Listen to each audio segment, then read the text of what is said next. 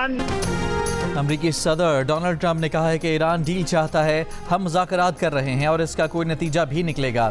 Iran को आबनाए Hormuz खोलनी पड़ेगी। ईरान अब कभी बहरी जंगी जहाज़ नहीं बना सकेगा। हम ईरानी रजीम के ख़तरे को ख़त्म कर रहे हैं। ईरान के पास एटम बम होता तो वो इसराइल के ख़िलाफ़ इस्तेमाल कर सकता था। ईरान के पास एटम बम होता तो वो मशरिक़ वस्ता में इस्तेमाल कर चुका होता। अगली बारी क्यूबा की है। मियामी में खिताब में ट्रंप ने कहा कि उन्हें स्ट्रेट ऑफ ट्रंप को खोलना पड़ेगा। मेरा मतलब हुर्मुज़ है। माफ़ कीजिए, मुझे वाकई अफसोस है। फेक न्यूज़ कहेगा कि मैंने हादसाती तौर पर ऐसा कह दिया।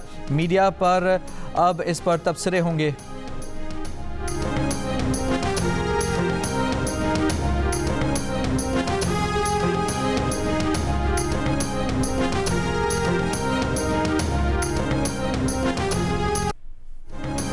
ट्रंप की जानिब से ईरान की तवानाई तनसीबात पर हमले न करने के ऐलान के बावजूद इसराइल का ईरानी तवानाई तनसीबात पर हमला। इसराइल ने ईरान के एक बिजली घर, 2 स्टील के कारखानों और सिविलियन न्यूक्लियर तनसीब को निशाना बनाया। वो शहर न्यूक्लियर पावर प्लांट पर भी हमला। कोई जानी या माली नुकसान या तकनीकी नुकसान नहीं हुआ। ईरानी वज़ीर ख़ारजा अब्बास इराक़ची ने हमले की तस्दीक कर दी। उन्होंने कहा कि इसराइल का दावा है कि ये हमले अमरीका के साथ राबते से हुए। ईरानी वज़ीर ख़ारजा ने कहा कि ईरान इसराइली जराइम की भारी कीमत वसूल करेगा। खुंदाब में भारी पानी की रिसर्च रिएक्टर पर हमले के बाद पासदारान इनकलाब की वार्निंग। खबरदार किया कि अमरीका और इसराइल से वाबस्ता कंपनियों के अफराद फौरी तौर पर काम की जगहें छोड़ दें। इससे पहले अमरीकी सदर ट्रंप ने ईरान की तवानाई तनसीबात पर हमले 10 रोज़ के लिए मौखर करने का ऐलान किया था।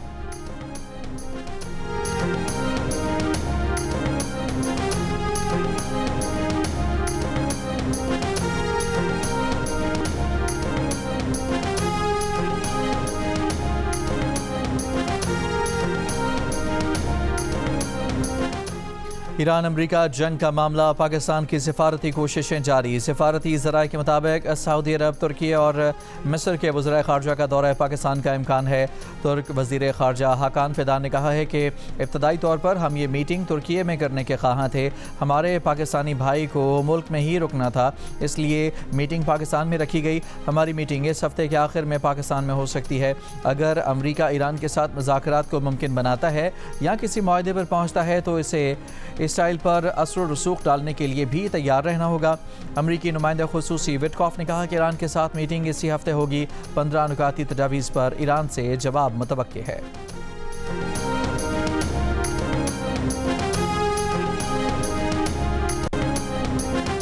ईरान की जानिब से इसराइल पर क्लस्टर बमों से हमले। कुवैत में अमरीका के 6 बहरी जहाज़ तबाह करने और दुबई में साहिल और होटल पर हमले करके कई अमरीकी फ़ौजियों को हलाक करने का दावा। 3 कंटेनर जहाज़ों की आबना हुर्मुज़ से गुजरने की कोशिश नाकाम बना दी गई। अमरीकी अखबार के मुताबिक जुमे के रोज़ सऊदी अरब के प्रिंस सुल्तान एयरबेस पर ईरान ने मिसाइल हमला किया। हमले में मुतादिद अमरीकी फ़ौजी ज़ख्मी हुए। अमरीका के कई रीफ्यूलिंग तैयारों को नुकसान पहुंचा। उधर सऊदी वज़ारत दिफ़ा ने कहा कि रियाद की जानिब फायर किए गए बैलिस्टिक मिसाइल को तबाह कर दिया।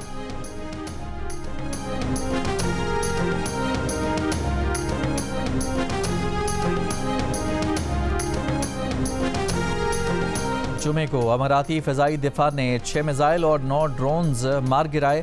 अमाराती वज़ारत दिफा के मुताबिक अब तक 378 बैलिस्टिक मिसाइल, 1835 ड्रोन्स मार गिराए गए। हुकूमत का तेल की बढ़ती हुई कीमतों का बोझ खुद बर्दाश्त करने का फैसला। वज़ीर आज़म शहबाज शरीफ ने कौम से खिताब करते हुए कहा कि उन्हें पेट्रोल पर फ़ी लीटर 95 रुपये और डीजल पर फ़ी लीटर 203 रुपये इजाफे की तजवीज़ दी गई है, जिसे उन्होंने मुस्तरद कर दिया है। ये बोझ वफाकी हुकूमत ने खुद उठाने का फैसला किया है। इसका हजम 56 अरब रुपये बनता है। मुतवातर 3 हफ्ते के अंदर 125 अरब रुपये का तारीखी बोझ हुकूमत ने अपने कंधों पर उठाया है। आलमी मंडी में कीमतें देखी जाएँ तो पेट्रोल 544 रुपये फ़ी लीटर होना चाहिए था, मगर आप 322 रुपये में हासिल कर रहे हैं। डीजल की कीमत आज 790 रुपये फ़ी लीटर होनी चाहिए थी, हुकूमत आपको 335 रुपये में दे रही है। दुनिया भर के ममालिक में पेट्रोल की कीमतें दुगनी हो चुकी हैं। वज़ीर आज़म ने कहा कि किफ़ायतशारी अब इख्तियारी नहीं, सबकी मुश्तरका ज़िम्मेदारी बन गई है। हुकूमत जो जामे मनसूबा बना रही है इसमें भरपूर ताउन करें। इसका ऐलान अगले चंद दिनों में किया जाएगा।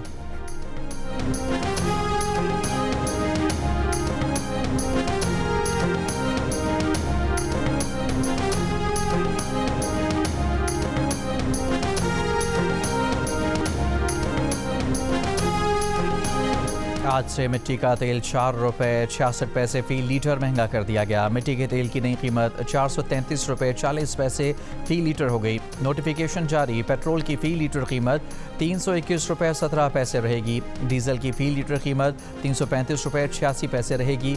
हुकूमत पेट्रोल पर ऑयल मार्केटिंग कंपनियों को 95 रुपये 59 पैसे फ़ी लीटर और डीजल पर 203 रुपये 88 पैसे फ़ी लीटर PDC की मद में अदा करेगी। खाम तेल की कीमत में 5% तक इजाफा। ब्रेंट खाम तेल $113 फ़ी बैरल से तजावुज़ कर गया। WTI खाम तेल $100 फ़ी बैरल की सतह पर मौजूद।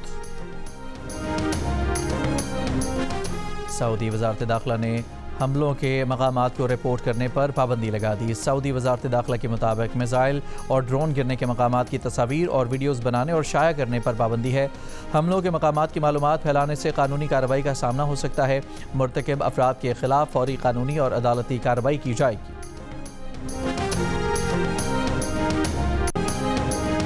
इसराइली और अमरीकी बमबारी में ईरान के मशहूर ज़माना फ़िल्मी हिदायतकार अब्बास कियारोस्तमी का घर भी निशाना बन गया। अब्बास कियारोस्तमी ईरान के मशहूर तरीन हिदायतकार थे, जिन्हें उनकी फ़िल्म टेस्ट ऑफ चेरी पर फ्रांस का बड़ा फ़िल्मी एजाज़ पामदूर भी मिला था। अब्बास कियारोस्तमी सन 2016 में इंतकाल कर गए थे। इसराइली और अमरीकी बमबारी से इस्फहान के मशहूर चहलस्तून महल और गुलिस्तान महल को भी शदीद नुकसान पहुँचा।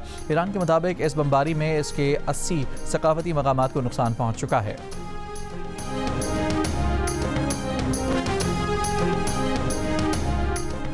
कराची के इलाके औरंगी टाउन में शहरियों के तशद्दुद से ज़ख्मी 2 मुबैना डाकू हलाक हो गए। पुलिस के मुताबिक हलाक मुल्ज़मान ने दौरान वारदात फायरिंग करके 4 शहरियों को ज़ख्मी किया था। मौके पर मौजूद दीगर शहरियों ने दोनों मुल्ज़मान को पकड़कर शदीद तशद्दुद का निशाना बनाया था।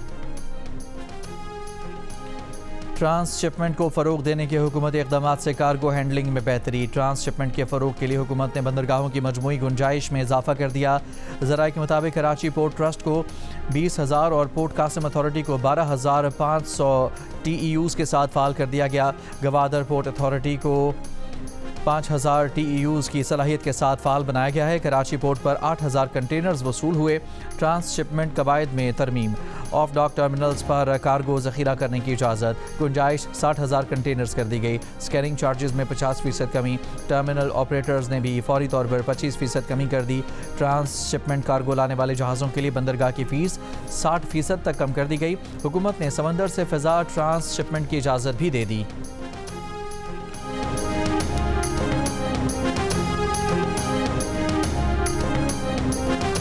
और दुबई में तूफ़ानी बारिश के दौरान बुर्ज खलीफा पर बिजली कड़कने की वीडियो सोशल मीडिया पर वायरल। दुनिया की सबसे बुलंद इमारत पर बिजली कड़कने का मंजर कैमरे की आंख में महफूज हो गया। किसी नुकसान की इतला नहीं मिली।